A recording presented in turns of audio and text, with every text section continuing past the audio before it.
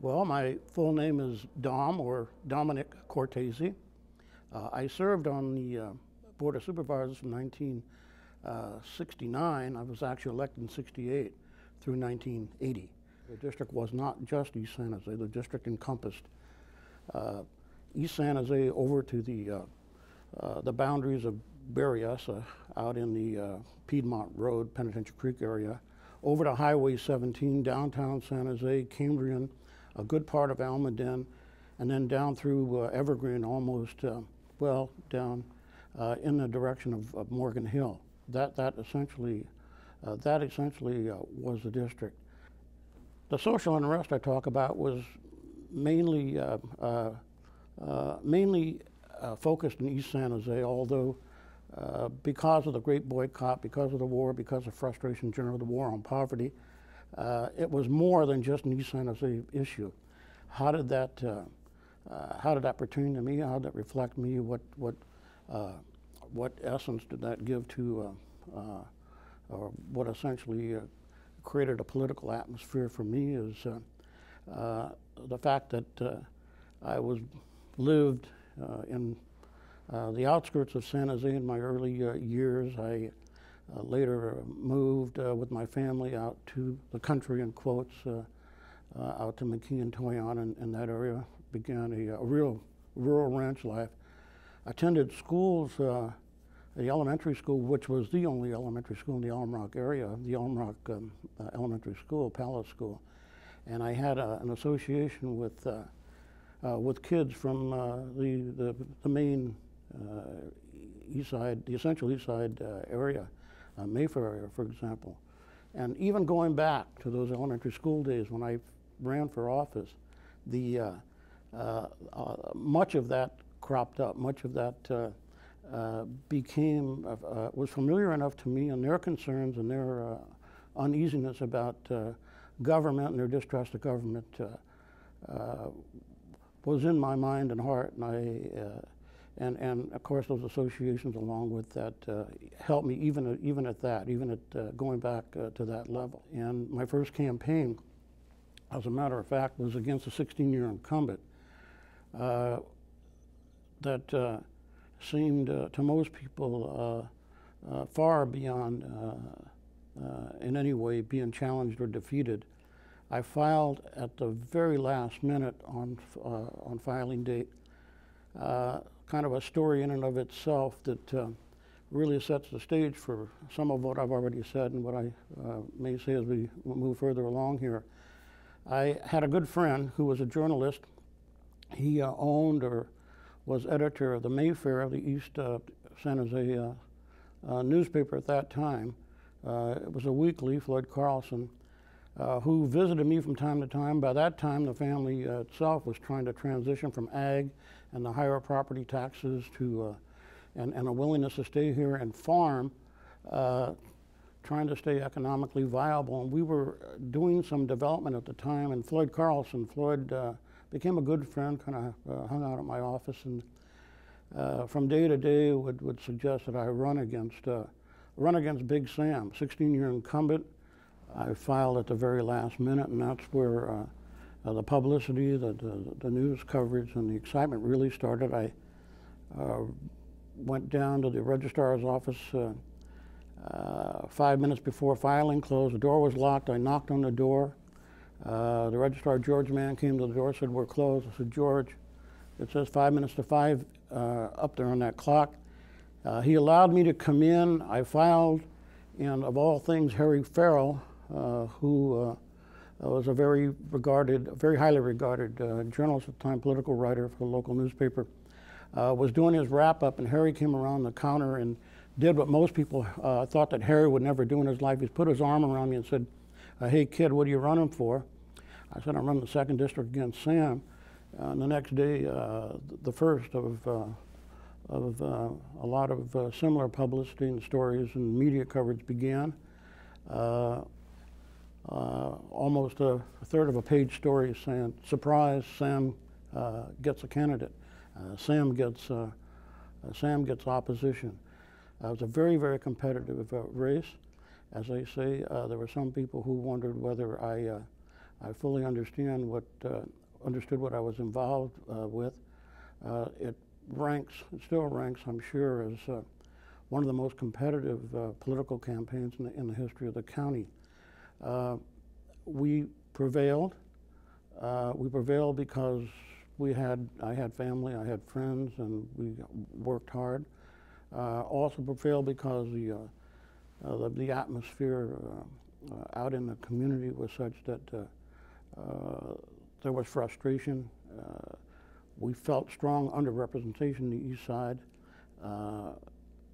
The war on poverty, which I already mentioned, the affirmative action question, and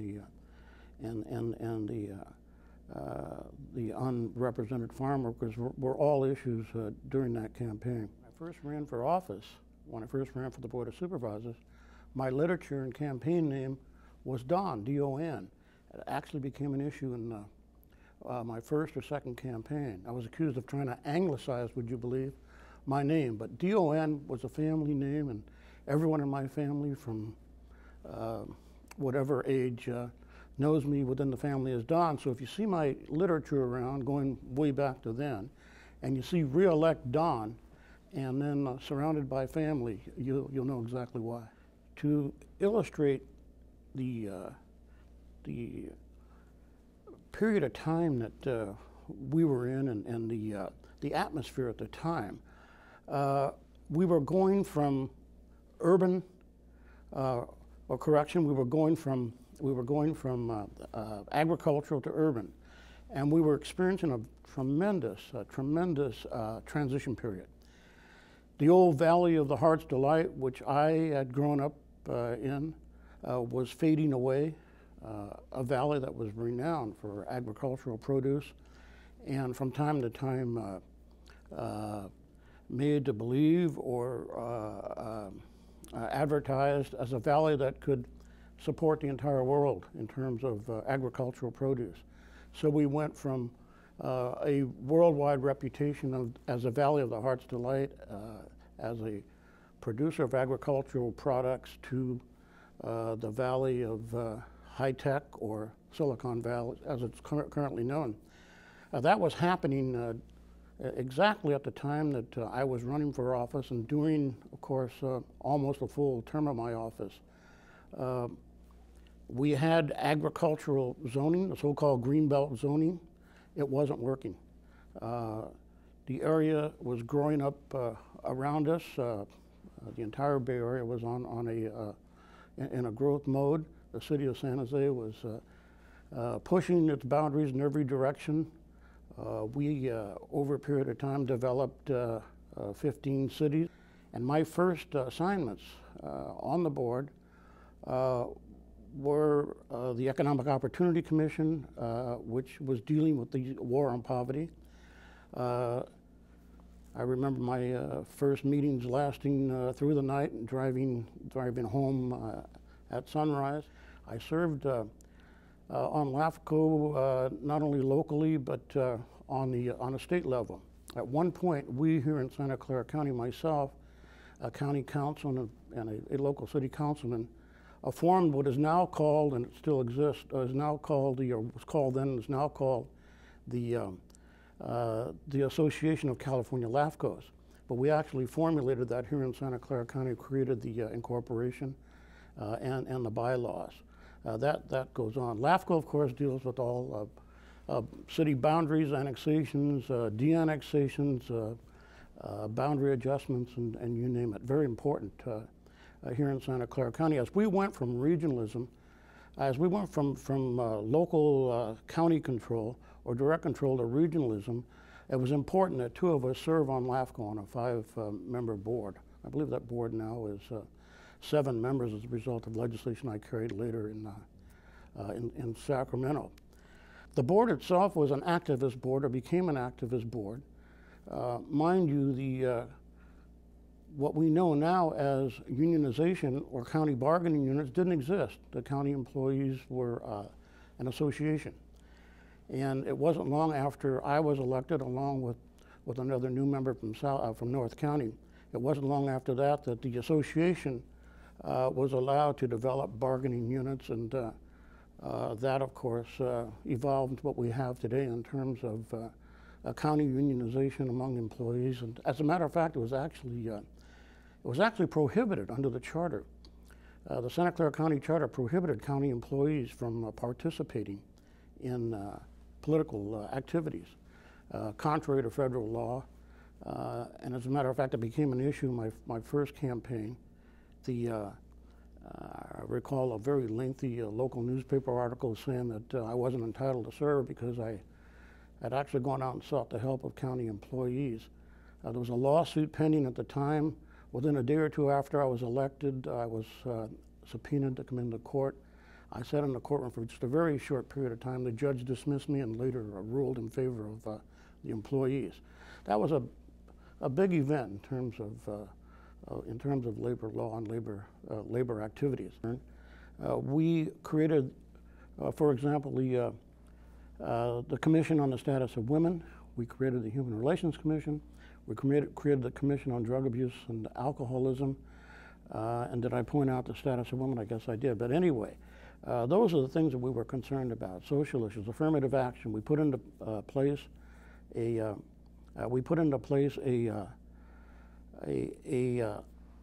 provision whereby, for example, the sheriff in the sheriff's office could do what we call selective certification, and the sheriff could actually go down the list of eligible candidates and suggest individuals from minority groups. We actually created what we call the Santa Clara Plan at one time and entered into affirmative action commitments from various outstanding local businesses, local industries. We were involved in 3 major elections. One was when I was chairing the board, and that was the election to create the Santa Clara County Transportation District, now called VTA. It was changed, by the way, to VTA when I was in the state legislature, that new terminology, Valley Transportation Authority. But originally it was Santa Clara County Transit District. We were desirous of creating a transit district coterminous with the boundaries of Santa Clara County. We needed to go to Sacramento, first of all, and get enabling legislation. Senator Alquist was a good friend of ours, carried the bill and enabled us via state law to go forward and create the district. But to create the district was on our backs because we needed to go to the voters and get voter approval. Ronald Reagan signed that bill. We had a very important bill signing, and very enjoyable, actually, bill signing. But again, the burden was on us to create the transit district. We hired professionals during the first run at creating the Santa Clara County Transit District, now the VTA, and we lost. It was decided that we'd go at it again within a year, and I chaired the I chaired that election along with Vic Calvo from North County, and we prevailed in the second election. Before we did that, though, before we went to that vote, we went out to every city in the county during their formal sessions, day or night, and convinced every city in the county to join us in supporting that effort to create the new transit district. It worked. They went along with us. It wasn't only city councils and elected officials that we needed to satisfy. We then had to go out to every business and social group in the county and convince them, and we did. Individually, collectively, went out and demonstrated that we needed modern transportation in this county, and the only way we were going to get it is if the voters approved it. They did. They finally approved by vote of the people, approved the creation of the district, and that wasn't it. That wasn't over. Then the real work began. It meant an extra day of work for us. We set aside, our regular meetings were taking place on Tuesday for our general agenda. We began to meet all day Monday to handle transportation matters alone. We needed to deal now with the existing transportation facilities in Santa Clara County. For example, San Jose City Lines had to be bought out or taken out. We had to get private transportation groups out. I remember one called the Peerless Lines. We had to get them out. We had to deal with the local taxi companies, would you believe? But anybody involved in transit or transportation at all had to be addressed, including the unions, of course.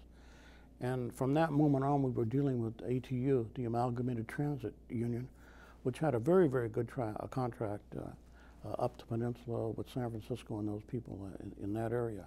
But that was a nitty-gritty. That was a work behind the scenes that a lot of people didn't see. We ventured into a program called Dial-A-Ride.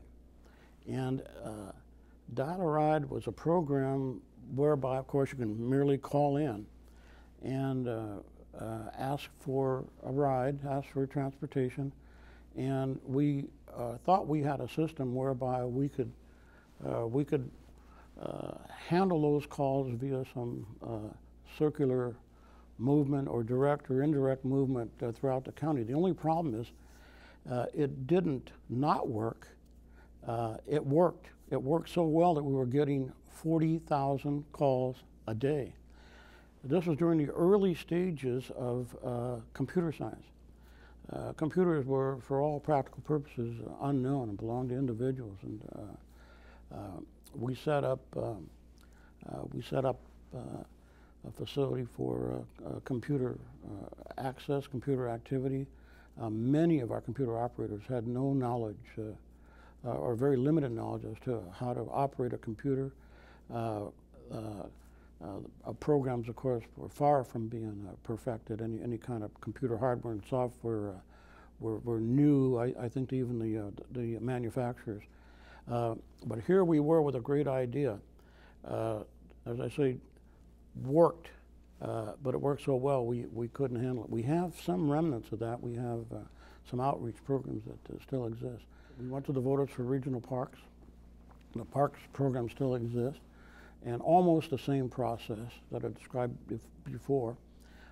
We put a small increment on the tax rate. In those days, we could raise revenue by merely increasing the tax rate. Proposition 13 ended that, of course. We went to the voters with a small increase in the tax rate, and that regional parks program still exists. The board has gone back to the voters a couple of times to get that reinstituted. But we were able to go out and purchase land in the outlying areas. I think we have a tremendous regional park system.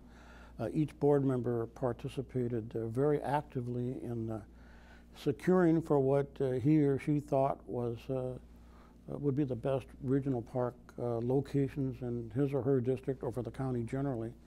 And you'll see Penitentiary Creek chain now. You'll see Cunningham, Lake Cunningham Park, the Grant Ranch, Almaden, Quicksilver, and so forth. That program, as I pointed out, is still in effect, and we're very proud of that. And I'm very proud of the fact that the Santa Clara County voters and citizens of Santa Clara County approved it the first time, and they've continued to approve it. The first in Santa Clara County to venture out into the question as to whether we should have a sports arena in Santa Clara County. We actually put it on the ballot. The local newspaper was very supportive. Put it on the ballot as an advisory measure. No funding, no money involved. And it was approved, substantially approved for that type of an issue, but only advisory. Lo and behold, there were a couple of members of our board, it happened to turn out to be 3 members of our board, decided that we needed to go back to the voters to secure funding, rather than merely taking the advisory vote and saying, okay, we have it, we're going to proceed with it. We went back for funding, and it was defeated. Just after that, the city of San Jose picked up the issue, kind of took it away from us, and hence you have the Santa Clara, the city of San Jose sports arena. And the Angela Davis trial was assigned to us because of an incident that took place in Marin County. The incident with regard to one of the judges being murdered up there. I was chairing the board at the time, and it was quite traumatic to hear that we were going to get the trial here we were deluged with international press, and I recall the first press conference that was held over at the sheriff's office. The sheriff was Jim Gary at the time. We were sitting in a studio-type facility over at the sheriff's office, room filled with press. And the very first question came from a young woman journalist in the first row to Jim Gary, the sheriff. She said, "Sheriff, can a black communist woman get a fair trial in Santa Clara County?" And the sheriff nudged me and said, "The chairman of the board is going to answer that. Mr. Cortese is going to answer that." And out of a beautiful, clear blue, sent from vibes from good people surrounding me, I said, "You know, anybody can get a fair trial in Santa Clara County." That first question, that opening of that conference, I think could have just put the whole future of that trial in chaos. During the 73-74 period of my tenure on the board, we had what was called the oil embargo. And that was a result of a war between Egypt and Israel. It was a result of OPEC interfering because of political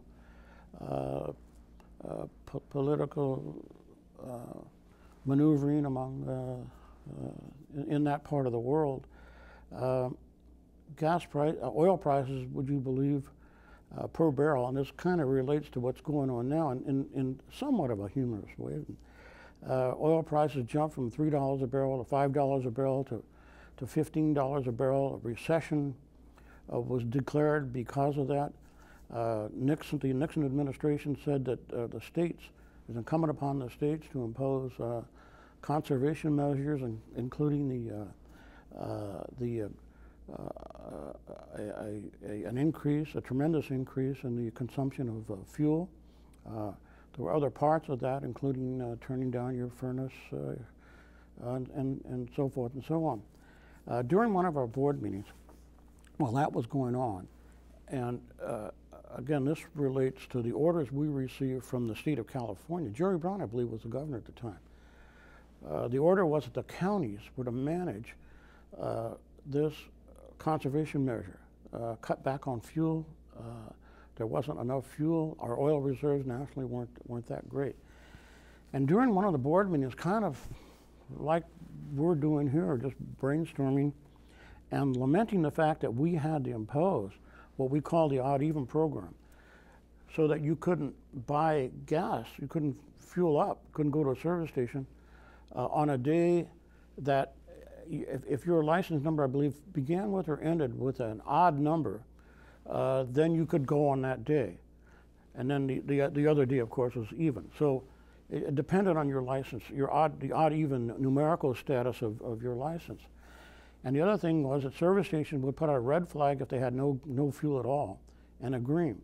Well, naturally, you know what that led to. It led to, crashing the lines. It led to all kinds of frustration, just people becoming very furious and frustrated. As a matter of fact, we had difficulty at times walking into a supermarket because we were blamed for imposing this tremendous burden upon we put the odd even in.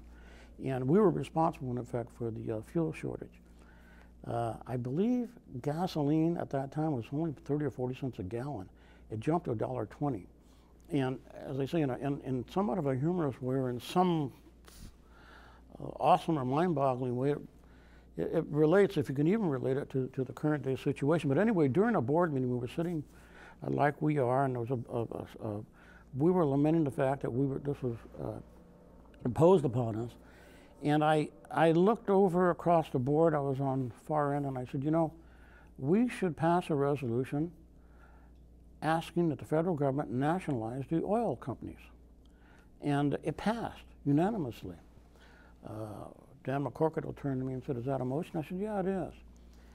And of all things, we got the word out across the state to other cities and counties, and other jurisdictions, other cities and counties began to join in adopting this resolution. There was a great book out at the time. It was called The Seven Sisters that at certain points pursued that objective. At any rate, that created some real international attention. Not long after that, a call came in at home. I was working out in the backyard on a Saturday. A call came in from the White House. My wife ran out and said, there's a note on the phone who says that somebody is calling from the White House and they want to talk to you. And she said, do you want to take it? Oh, no, I'm not sure. Finally, I'll go in and take it, and it was a call from the White House, and I believe it was Ann Wexler, who was working energy at that time. She wanted to come out to visit with us, and we held a small hearing here in Santa Clara County with regard to the energy situation generally. But that call, she also asked me if I would be willing to come meet with President Carter on that issue. And I did it, went back. It wasn't just a one-on-one meeting. There were 25 or 30 of us upstairs, in what could be the West Wing, I don't know, and had a very, very interesting interchange with the President of the United States, who became more focused on nuclear proliferation during that dialogue than he did on energy, the energy problem. But a little comment, across the board chambers or across the room of my colleagues to the effect that we should nationalize the oil companies led to all that. And you could imagine how the oil companies have felt about me ever since. I think we did a good job of